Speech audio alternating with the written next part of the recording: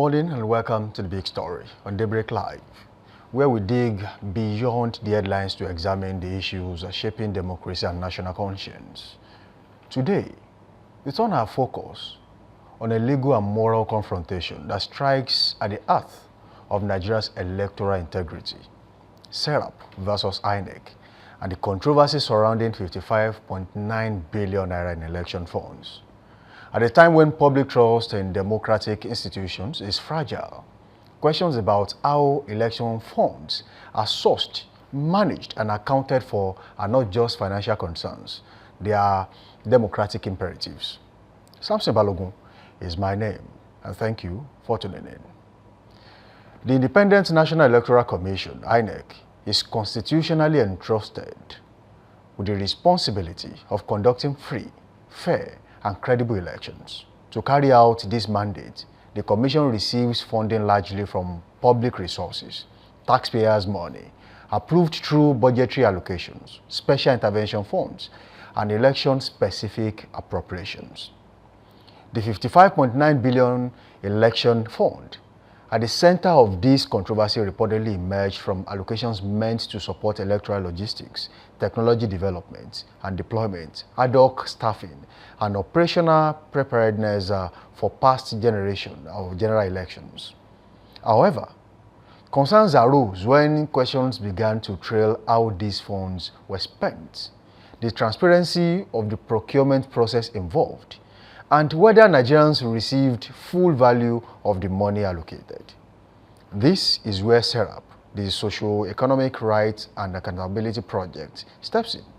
Demanding accountability, Serap insists that INEC must publicly explain how the 55.9 billion naira was utilized, arguing that secrecy around election financing undermines public confidence in electoral processes.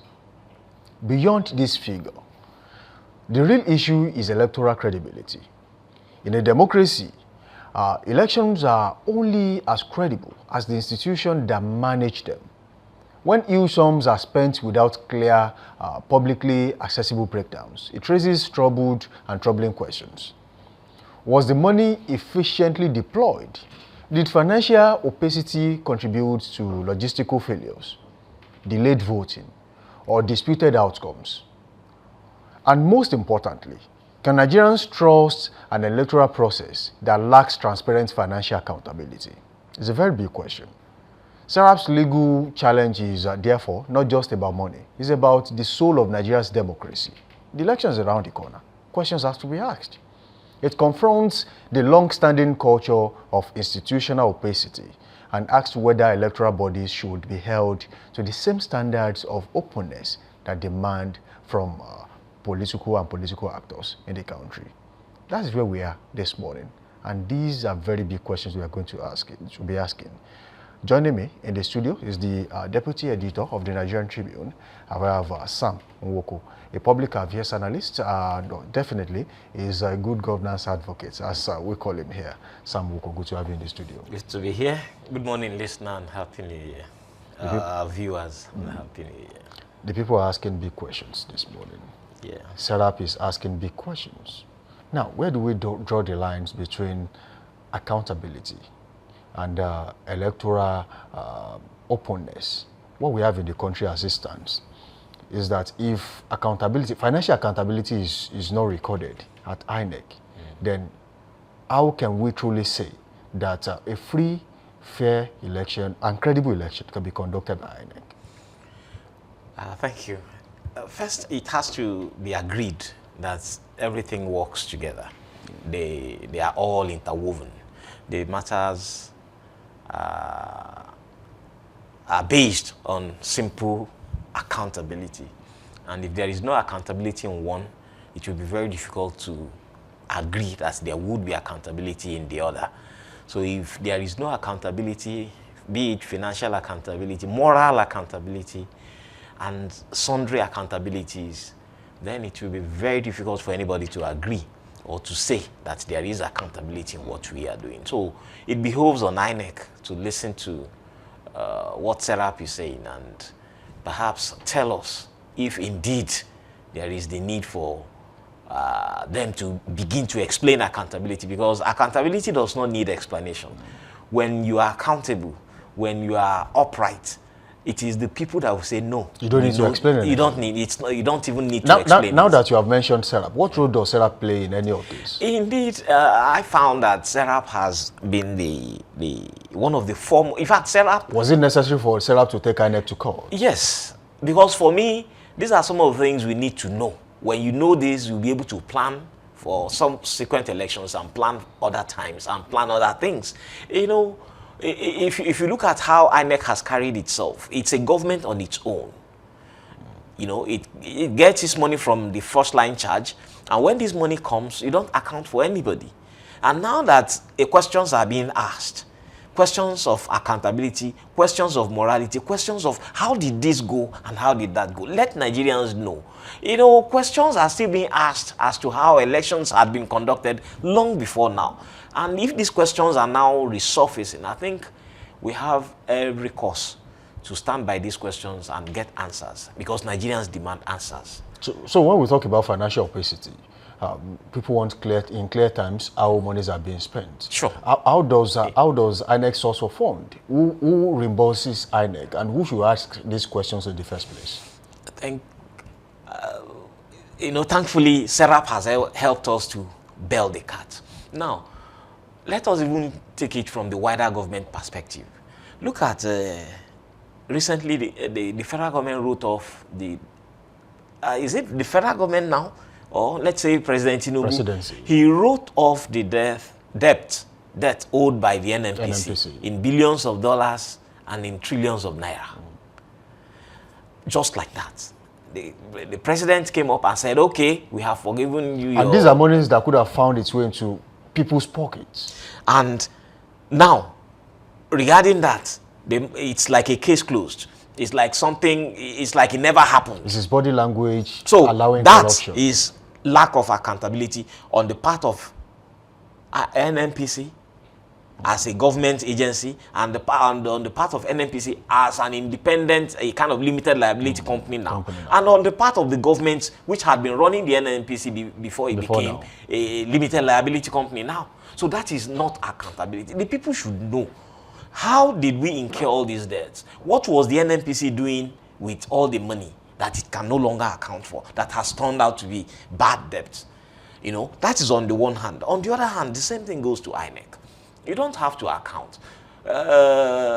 Is it that you don't have to account because it is from the first line charge? No. Nigerians deserve to know. I remember a situation in the UK sometime. One very senior lawmaker, a member of the House of Commons, who had to be, I mean, he was made to, in fact, he even faced prosecution, because at the end of the day, they found that he drank tea. He spent £3 meta on tea. And they said he didn't deserve to spend the £3. And they removed him and sued him. But here, we are talking in trillions of naira, talking in billions of naira, and nobody is asking questions. Nobody is raising any eyebrow. And like I said earlier, we thank Serap for coming up to ask these questions. And I will always thank that organization, because even if you are complacent, that organization has not been. I don't know, I have never worked with Serap, I only read about them. And you find that they have always sued, asking questions, you know, pointing fingers, raising eyebrows, raising concern, and so on. And this is one other one. And now that the searchlight has been beamed on INEC, we hope it might answer some of the questions. We will say, well, now we have a new INEC chairman, and he might not be able to, but hey, this is like people who are running a civil service. So there should be records. So the chain is unbroken. There should be records. If a director leaves, another director takes over. So what are you taking over? What did the previous director hand over to you? So these details should be made available, even if it's in summary. Let Nigerians know, you know, how much was voted for social election, how much was spent on what, how, why. I remember voter registration exercises. the issuance of voter cards, it became a very big problem for Inec at some point when they seemed overwhelmed. I was about to ask you this particular question, but yes. then before you go into it, let me just ask you properly. Okay, on election days, or even before elections, Inec do face logistical challenges. Yes. Are these mainly because some monies were misappropriated or misused, or most likely maybe siphoned by some people? Well, if I will use the word, I will not say misappropriated, siphoned, or misused. Let me say they were not properly deployed. If they were not properly deployed, that would tell us that, okay, if you needed to use 16 buses, what have you been doing between the time of the previous election to the coming election when you didn't know that you are going to need 16 buses? So on the day of election, it becomes a problem. You go to riverine places in, let's say, the creeks of Ukumagba or creeks of Andoni. You begin to hear that election materials have not arrived as at 4 p.m., as at 2 p.m., 3 p.m., and so on and so forth. It becomes a problem. So what plans have been put in place? How did you deploy the funds for which you had made a request and for which the budget had been, approved? So if it is not appropriated, if it is not siphoned, if it is not properly deployed, this is the time to answer these questions and say, okay, is INEC truly legally obligated to reel out this info? Well, constitutionally, we deserve accountability. It may not be written in black and white, you know, but at the same time, if you are doing a service to the people, you have to be accountable to the people, and it includes financial accountability, which has been demanded now. Financial accountability does not end at, okay, we received 5 naira and we spent 5 naira.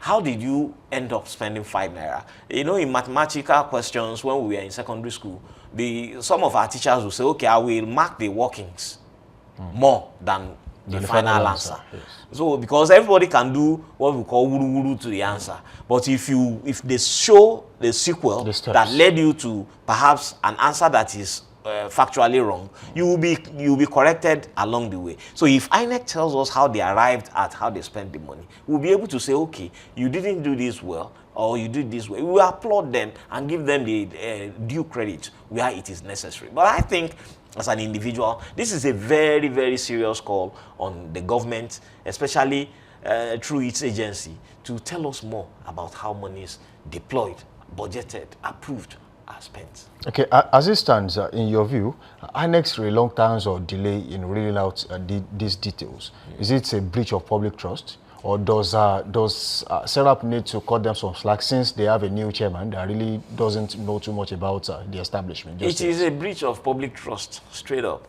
No, let's not sugarcoat it. And for the new INEC chairman to be able to stand up cleaner, if there's anything like that, if he needs to stand up more straight, if he needs to stand straight the more and be more acceptable in terms of accountability, then he needs to look into this and say, okay, the previous INEC did not do it. Here are the records we have. We are going to do it, and we are going to tell you how accountable we are to ensure that once that belief is established, once that foundation is laid, it will be very difficult for people to come back to say, oh, this INEC is not accountable. Because if you are not accountable in little things, it's difficult for people to trust you with bigger things. So it also behoves on the new INEC chairman.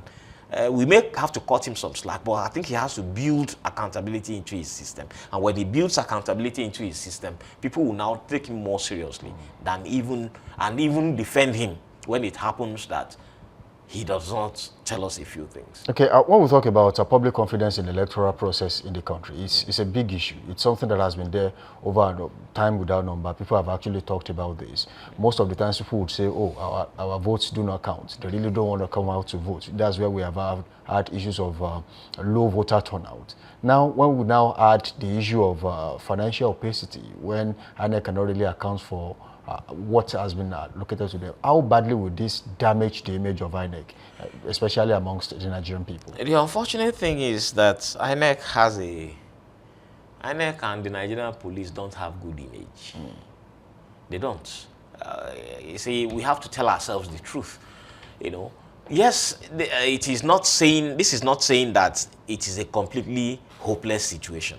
We have some very good eggs among the bad eggs. We have some people who are trying, maybe we have what we call police Christian fellowship. So if those ones take what they are supposed to be, Christian, into the job they do, they may one way or the other impact on others. But from the records we have, from the things that happen on the road, things that happen in police stations and so on, it is very difficult. So that image has already been created. Same thing with INEC. You know, it got worse in 2019,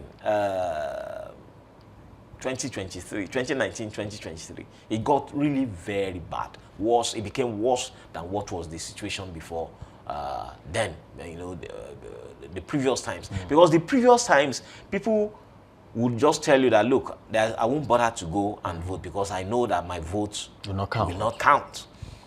You know, and towards the 2023 elections, people were assured that their elections will be transmitted real time. You will see it happen, and so on and so forth. You will see your election. You upload the system. It will be there for you to. You will be able to track your elections and so on.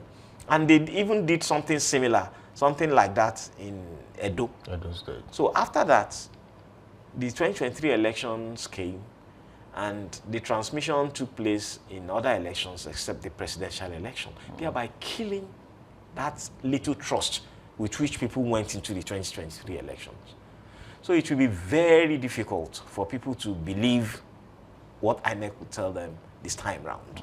It will be very difficult for them to come around again and say, no, sorry, you know, they tell us that it was a glitch that did not affect the senatorial elections, it did not affect the House of Reps elections or the House of Assembly elections, only affected, and some of these elections are a collective. They came, you do them together. So it affects one result, it didn't affect the other, and it was a mess. So I don't know, that public trust, even in financial dealings and so on, that public trust has permeated the system. Is there ever a chance where you can have a free and fair election even when there is no financial accountability? It's very difficult. Exactly what I'm trying to say. If you cannot be financially accountable, you may not be financially accountable in other things, because money is at the root of. Even the Bible says money is the root of all evils. So if there is no financial accountability, know that there is already a foundation for inaccountability, for opacity in every other thing that you do. So I asked a question earlier about logistical challenges on election day. Now, to what extent does funding contribute to these challenges on election days? It's to a very large extent. I actually think everything revolves around funding. If there is enough fund and if funds are properly deployed. Because you would realize that these are repeated mistakes. Yes. You know a particular region, you got there late the last time. This time again, you are getting there late. And it's not like you did that. And it is still the same problem repeating itself. That's where I'm going to. Now, you know that maybe you may have to go to Masambri by a speedboat. And in 4 years, you did not plan for how you are going to go with that speedboat. That is poor accountability, because it happened the previous year. Maybe this time it will be Nembe. Maybe this time it will be, let's say, going to Iwerele and things like that across the country. That is on the one hand. On the other hand, when finances are properly deployed, you may even have to see INEC owning some of the means of transportation through which they do their distribution. The ones they tell us more about are the ones in the capital cities. Right. You go to CBN, you do a display of all those things. You know, it's like a ritual now. It's a refrain. It's a common thing.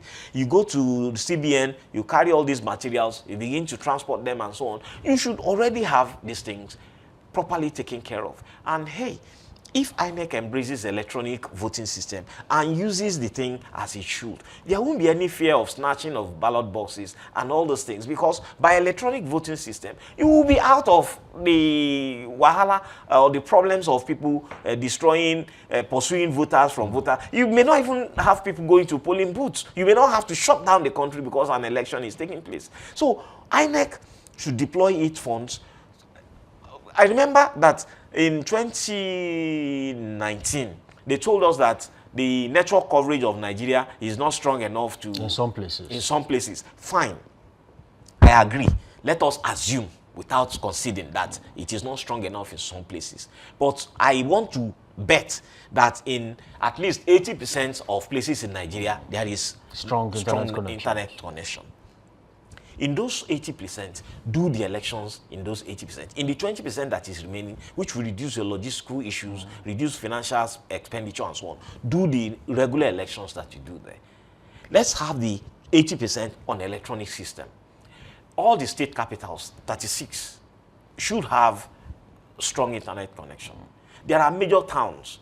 In 2001, when GSM was launched in Nigeria, I know that at least 3 major towns in each state of this country have telephone networks.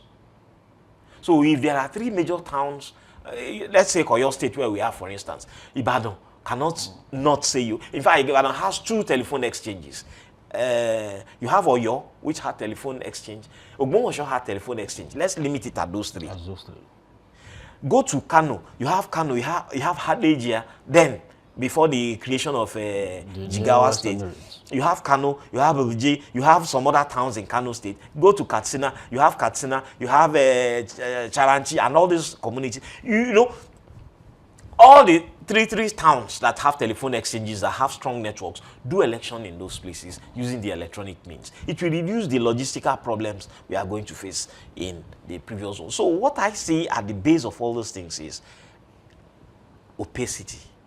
Lack of accountability in the elections itself, lack of accountability in the logistics that are provided for you to conduct the elections, and lack of accountability in the funds that are made available to you. Now let's talk about the suit. If the court rules in favor of Serap, what will be the fate of institutions like INEC and some other institutions in the country? What does it mean for them? What it means is that Nigerians will even get better information. Nigerians will be able to say, okay, this is how we spend our money. You see, government complains of, it's only when things like this happen that you begin to hear of lack of funds. If this matter by Serap sees the light of the day, because sometimes Serap will sue and you never hear anything about the matters again. If this is pursued and INEC is brought to the court, because even at the court, they will begin to tell you, you begin to get snippets, you begin to get some information through the evidences presented, tendered in courts, yes, presented, through the evidences that lawyers would, through accusations and denial of accusations, you know, prosecution and defense. You hear some things. Now, if this matter sails through, what it means is that we will have better accountability. We will have a place. We have a place where to place our budget. We will have a point where we can say, okay, this is where this money went to. It's a first-line charge. Could you compel financial reforms across board? Of course, it may not compel, but it will aid. It will help it. It will make it more compelling rather than compel. It will make it more like, okay, this matter is becoming more, it's now a compelling matter. It is now a moral burden on you because it's already established. It will be seen as a necessity across It is a necessity. It will be seen as a necessity because if it happens to INEC, then it will happen to, let's say, NIMASA. It will happen to, which other agencies are there? Nigerian Upstream Petroleum Development Agency, because one of the most opaque institutions in the world is the NNPC. So this will help us. It will open ways and create avenues. You know, it will shine light on all these agencies and help Nigeria to at least climb down on the corruption rating. Where some people have actually talked about operational independence for INEC. Now, could this mean that they are trying to erode what's left of the operational independence INEC currently has? Well, it is not. INEC is independent of the government. not independent of the people who are demanding accountability. And by independence, it does not mean that INEC will just come, do whatever it wants, goes back, and nobody will ask questions. Because they might mean giving out too much information. No. You are not giving information as to what your election procedure is going to be. When it is not necessary. Because you are also going to tell us how the elections are going to go. You will tell us that this is what the people will do on election day. You know, the ones that worry me most is the shutdown of the country. You deploy soldiers, you deploy the military, you deploy air force, you deploy even witches and wizards, principalities. Are you saying that is absolutely unnecessary? It is for me unnecessary if there are clear. Nigeria is a volatile state. Oh, insecurity can actually take the day on election days. Go electronic. Use the internet. Use these mobile phones. How about the fear of cyber attack? Well, that shouldn't even be your worry. You worry more. I mean, you should work towards success. And now, if you are talking about cyber attack, would it be as bad as what has been happening to us in terms of logistics and so on and so forth? Is Nigeria ripe for electronic voting? I think Nigeria is ripe for electronic voting. I think Nigeria is ripe enough because you can get 80% internet connectivity in the country. And if we can get, even if we have 75%, that to me is enough. Oh, because the remaining 25%. The remaining 25% conduct it. Do manually. Yes, do manual. Do the type you do now. Use your BVN and all these things. Is it BVN?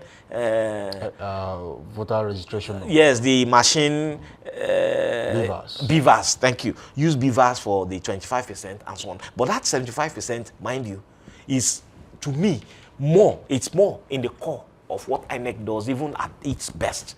Because INEC has never had 75% coverage. On election days? On election days. At the end of the day, you begin to hear that there is 59% voter turnout, 60% voter turnout, which to us, in some cases, is very, very good. One of the places where INEC had 70, 80% turnout was the election of Fayose in Ekiti in 2014. People came out and voted. And when the issue came, one of the points where they need accountability. When the issues came that there was a kind of rigging that when you thumbprint at party A, the ink will go and show in party E or party D or party F or party H, as the case may be. And people of the state were like, hey, what kind of magic are you talking about? And when the question was thrown to me, it was a very hot debate then. The question I asked was, in the Ekiti, which everybody knows, 12 or 15 Ekiti people voted in this place, and they all voted in one direction. And the election was declared at that place, so that very place, and they heard the results. And the Ekiti man who voted in that place heard that the result that was announced was not the result they expected. Because all of them voted in one direction. My brother, that place go hot because the Ekiti man is brave and he will stand up to his principles. But that didn't happen. So if INEC knew that they can have that in state capitals, I'm using state capitals now, use state capitals and 2 other major towns. Test run. Do this thing. You have 4 years to any the general election. You can do this. Don't you think this might just make vote buying a lot easier? Politicians could just gather people in one position and say, look, you vote right here and then you get what's due to you. That is also part of the things they are going to work on. If it now means huge, because that will involve so much of resources, then you now begin to work on a framework on election expenditure, which is part of the things that were already in the Electoral Act before now, which has not been in force. There is vote buying even without electronic. I know that a lot of people will vote in the cocoons. Some people will vote on the go. Some people will, even somebody can be on a palm tree trimming his palm and still cast his vote. It makes it easier for all of us, and Nigeria will not shut down. So for me, I've been thinking about that on the sidelines and hope that INEC itself will say, okay, I think we are ripe for this now. But we don't look like we are favorably disposed to it, perhaps because of the kind of system we run here. Then, regarding the vote buying, which may become rampant, it will not. I don't see it getting more than can be handled. Because before you can do that, it can be worse than what we have it can be worse than what we have now. You can't even have the resources in the sense that you are not the only one contesting. And then confidence would have been higher. You know, so when the contestants' confidence is higher, they are going to monitor more. And they are going to say, okay, this is the direction to go. And if the people themselves do what they want, they will be more confident to vote that, look, I'm not voting because I am compelled to vote. I'm not voting because this is party or something. I'm voting because this is the person I know can do this thing for me. And then your money may not matter. Could unresolved financial questions lead to post-election litigations? It's also part of it. It's just that one of the things that keep the post-election litigation regarding financial expenditure, one of the things pulling it back or drawing it back from being one of the issues is that all the parties involved, one way or the other, find ways to circumvent the system and ruin the financial regulations. You know, they always circumvent the financial regulations, and in the end, nobody will be able to point fingers. So that's because lack of transparency is also at play. Okay, if Serap is demanding accountability from Inec, can Serap also take it upon itself to ask politicians questions too? Oh, sure. You know, perhaps that would be an extension of it. Is Serap doing enough in that area as we speak? As we speak, no. Not quite. Because they have not asked that question. And perhaps if Serap has done one, then let other organizations take up the other. You know, I know some organizations are also trying to ask those questions, trying to tell INEC and the security agencies now and the financial regulatory agencies to monitor politicians and their spendings. During the election period. Especially during the election period. Not just, you know, because the election period entails the time of declaring, even your election primaries. People spend a lot of money. I know a few politicians who will tell you that after all I did for you. I know a politician that they gave him money to use for election. They told him the wards and units he was going to be. To cover. And use for election is give people money, vote buying. I think around 10 p.m. or between 10 and 12 p.m. he left the state. By the time he called me the next morning, he was outside the country. He had gone with the money. And he's still outside the country as we speak. And it has gone... It disappeared. It's going to 10 years now, this happened.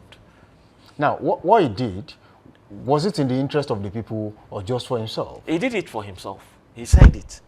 He said because he had already invested in the people. Investment, politicians' investment. Then the party trusted him because he had worked for the people. Over time. Over time. And the party now said, this person can handle this. So they gave him the money. It was a lot of money then. It was almost 5 million naira back in the days, which was a lot of money. And they said, okay, this person has worked. We can trust him. They trusted him. And he disappeared with the money. He felt he wasn't getting what he wanted. He wanted to work for the people, but he saw that in working for the people, in serving the people, the others with whom he thought they would be serving the people, were serving themselves. So when he saw what he needed, serve his own interest, he scrapped. Bought a ticket. And I know that a lot of people in his unit, in his constituency, were saying, let him go. The guy has suffered. Nigeria. They say, let him go. He had suffered OTG. So that is also part of the factors. But I know that when we lay a solid foundation, solid financial accountability foundation, when we make our foundation transparent enough, people will build on it. Because nobody will be there forever. When you meet a good system, it will be very difficult for you to ruin it because those who are enjoying the good system will not allow you to. But for now, Nigeria's leadership structure has been built in such a way that they are so strong as to direct the people to wherever they want to using finances. They will just dangle this, dangle that, and people will sway to all those danglings. Lastly, before we go, should public funds, especially electoral funds, be subjected to real-time auditing? I think it should. And I think the laws provide for that. Real-time auditing in the sense that when you, if not for real-time auditing, people like Farouk Lawan will be out here, you know. So it's because of public accountability, real-time auditing. I remember there's a lawmaker from Benue State who was also accused of going to somewhere in South America, not to do what he wanted to do, but because he had money, he had to go and frolic and so on. So his name came to my mind now, but that's by the way. So all I'm trying to say is that yes, real-time auditing is good. And it's good for even for your own person. You know, like the Yorubas will say, when you know it be, you won't die be, because you have nothing to fear. You have the papers. You will be an open book. When people come and say, yes, excuse me, this man did not do this, because we know he does not do it, and these are the books. Auditing.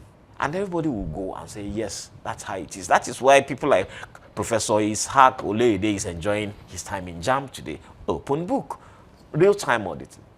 Thank you, Sam Woko, for joining us on the show this morning. Thank you. Thank you for having me. It's been a wonderful session with you. Thank you. Sam Woko is a deputy editor at the Nigerian Tribune, and has been the one making sense of this particular topic this morning. And as this legal battle unfolds, one thing is clear.